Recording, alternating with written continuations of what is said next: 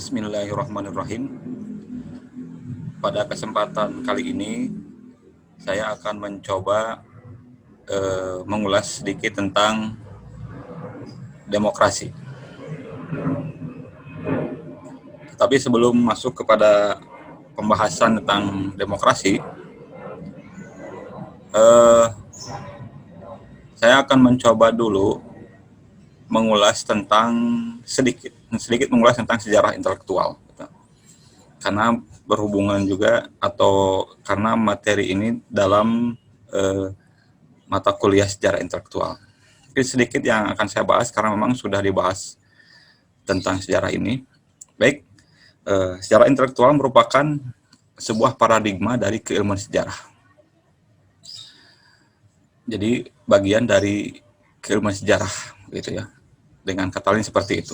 Nah, adapun dalam memahami paradigma, menurut Profesor Hedi Sri Ahim Saputra dari UGM, paradigma ini merupakan sinonim dari banyak kata begitu ya, yaitu perspektif, bisa juga pendekatan, sudut pandang, kerangka pemikiran, kerangka teoritis, kerangka konseptual, kerangka analitik, aliran atau mazhab.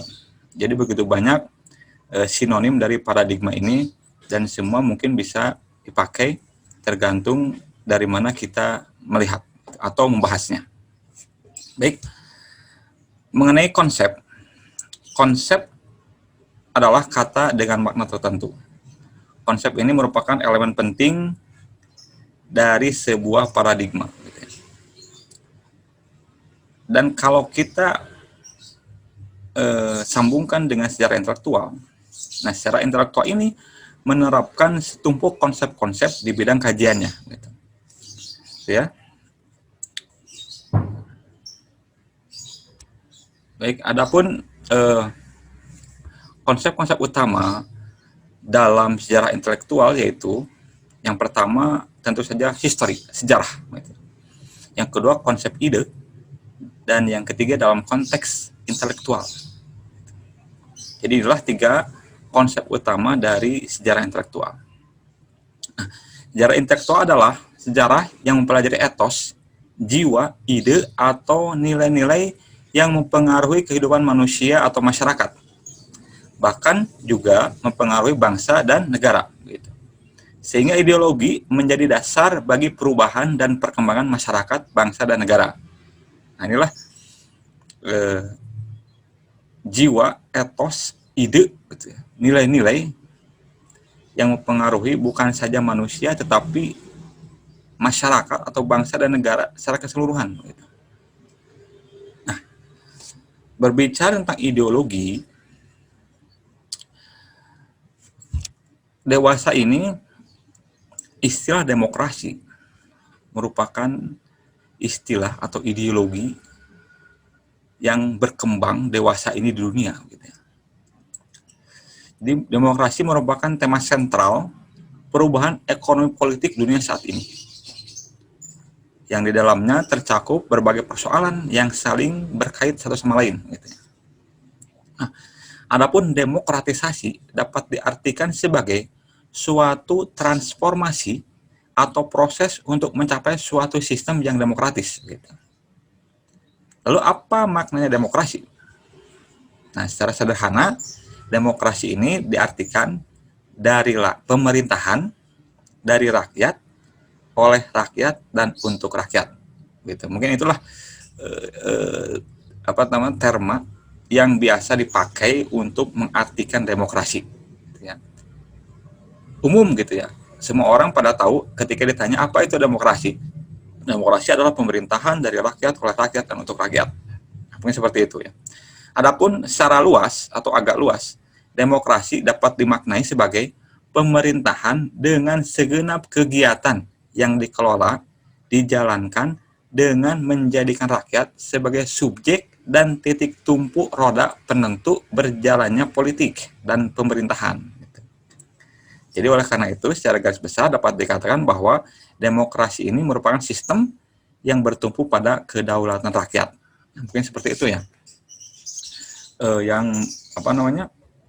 Arti dari demokrasi yang biasa dipakai begitu. Nah,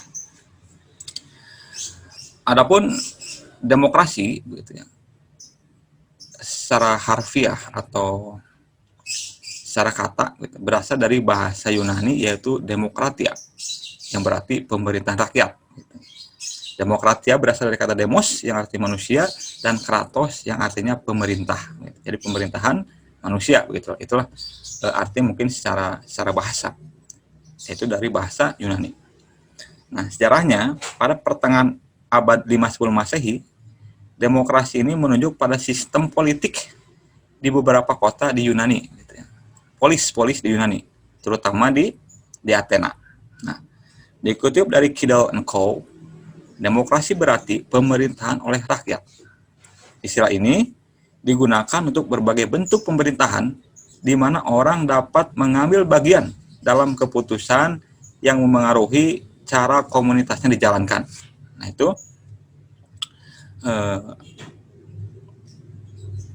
yang terjadi pada abad 5 sebelum Masehi di Yunani, terutama di polis Athena. Nah, pemerintah dengan demokrasi telah dikembangkan sejak lama oleh Yunani kuno.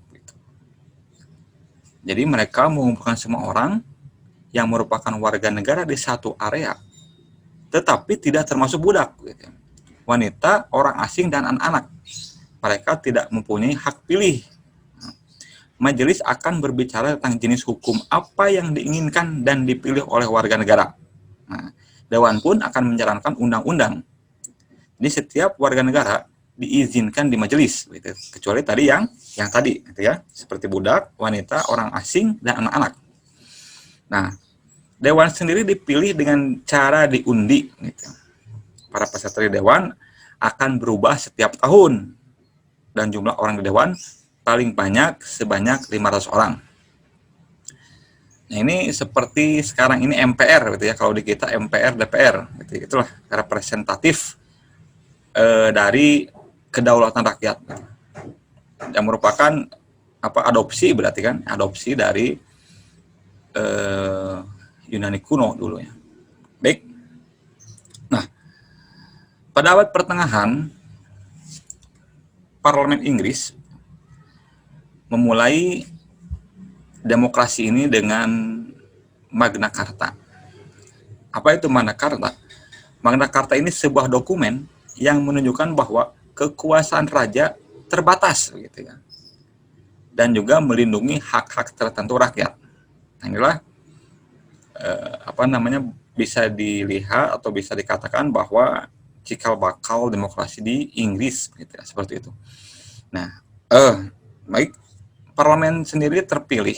Parlemen terpilih pertama adalah Parlemen de Montfort di Inggris pada tahun 1265. Namun hanya beberapa orang yang benar-benar dapat bergabung. Gitu. Parlemen dipilih oleh hanya beberapa persen orang. Gitu. Nah, pada 1780 kurang dari 3% orang yang bergabung. Gitu. Jadi masih sebatas itu. Tapi inilah titik-titik permulaan. Penguasa juga memiliki kekuatan yang memanggil parlemen. Gitu. Tetapi setelah sekian lama, kekuatan parlemen mulai tumbuh. Setelah Revolusi Glorious pada tahun 1688, Bill of Rights Inggris membuat parlemen lebih kuat. Kemudian penguasa menjadi simbol saja dan tidak memiliki kekuatan yang nyata. Itulah salah satu sejarah demokrasi di Eropa, terutama di Inggris. Nah, selanjutnya terdapat dua jenis demokrasi. Yang pertama adalah demokrasi langsung, direct demokrasi, dan demokrasi tak langsung atau indirect demokrasi.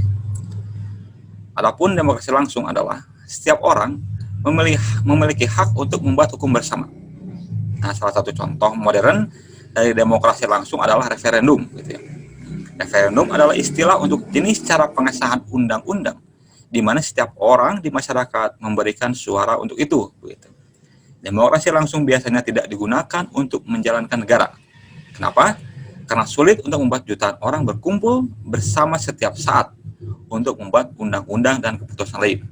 Nah, contoh dari referendum ini yang terjadi pada negara kita adalah ketika Timur lepas dari kesatuan negara kesatuan Republik Indonesia pada masa pemerintahan Habibie. Pada waktu itu melakukan referendum kepada rakyatnya dengan dua opsi. Yang pertama bergabung dengan Indonesia, yang kedua adalah keluar atau memilih menjadi negara sendiri. Nah, ternyata yang setelah dilakukan referendum, hasilnya adalah mereka memutuskan atau kebanyakan memilih untuk keluar dari NKRI dan membentuk negara sendiri, yaitu negara Timor Leste. Nah, itu adalah contoh dari demokrasi langsung yang terjadi di negara kita. Itu pada tahun berapa ya? 1999 kalau nggak salah, ketika pemerintahan B.J. Habibie. Gitu. Setelah awal-awal reformasi, gitu. Awal-awal orde reformasi. Setelah kejatuhan Soeharto. Gitu. Nah, adapun yang kedua adalah demokrasi tidak langsung atau representatif. Nah, inilah yang umum digunakan di dunia sekarang ini, yaitu orang memilih perwakilan untuk membuat undang-undang bagi mereka. Orang-orang yang terpilih sebagai wakil adalah wali kota, anggota dewan, anggota parlemen, atau pejabat pemerintah lainnya. Nah, ya, komunitas besar seperti kota dan negara menggunakan metode ini, gitu, ya. Tapi mungkin juga tidak diperlukan untuk kelompok kecil. Gitu. Nah, ini yang umum sekarang dipakai di negara-negara, yaitu demokrasi tidak langsung atau representatif, begitu ya. Nah, istilah demokrasi selalu identik dengan pemilihan. Setiap orang mengadakan pemilihan, calon yang menang ditentukan, gitu ya. Cara ini dilakukan bisa sederhana, yaitu kandidat dengan suara terbanyak akan terpilih. Itulah yang biasa digunakan. Gitu. Nah, baik, itu jadi apa namanya, hak pilih juga hanya diberikan kepada orang-orang yang merupakan warga negara, biasanya seperti itu ya. Meski juga ada beberapa kelompok yang termasuk pengecualian, seperti biasanya kelompok TNI, gitu, Polri, itu tidak mempunyai hak pilih biasanya. Baik, selanjutnya, tapi untuk beberapa pemilihan, suatu negara dapat membuat pemilihan suara menjadi wajib. Gitu. Bisa jadi suatu negara mewajibkan warga negaranya untuk memilih. Gitu. Nah, adapun penerapan demokrasi sejak Perang Dunia II, negara-negara umumnya di dunia menerima gagasan demokrasi ini. Umumnya seperti itu ya, kebanyakan negara menerima gagasan demokrasi. Tetapi tidak semua negara tentunya menerapkan demokrasi ini dalam pemerintahannya. Seperti kita ketahui Saudi Arabia, selanjutnya Myanmar, Korea Utara, dan beberapa negara lain seperti Kuba, Brunei, dan Vatikan. Itu negara-negara yang tidak menerapkan sistem demokrasi dalam pemerintahannya. Baik, selanjutnya,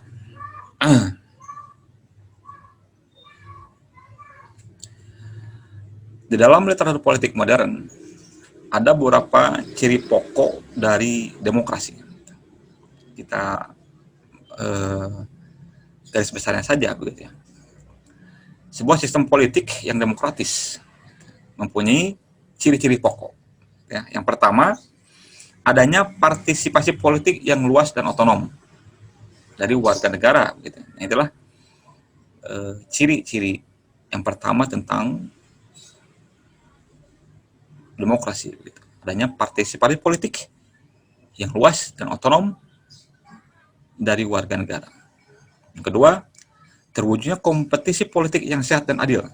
Jadi semua diberi hak untuk menyalurkan politik, gitu ya, untuk berkompetisi, untuk memilih dan dipilih, begitu ya.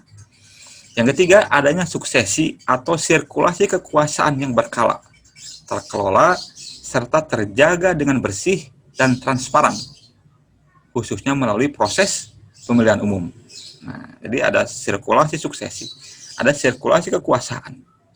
Jadi tidak dibatasi, kekuasaan seorang dibatasi. Kenapa? Agar tidak terjadi abuse of power, gitu ya. Tidak terjadi hal-hal yang tidak diinginkan, gitu, dengan kekuasaan yang diberikan oleh rakyat. Oleh karena itu dibatasi sehingga sirkulasi kekuasaan dapat berkala, terkelola, dan terkontrol, terjaga dengan bersih. Keempat, adanya monitoring, kontrol, serta pengawasan terhadap kekuasaan. Yaitu kekuasaan apa saja? Kekuasaan eksekutif, legislatif, dan yudikatif, birokrasi dan militer, secara efektif, gitu ya. Juga terwujudnya mekanisme checks and balance di antara lembaga-lembaga negara. Inilah kenapa demokrasi ini begitu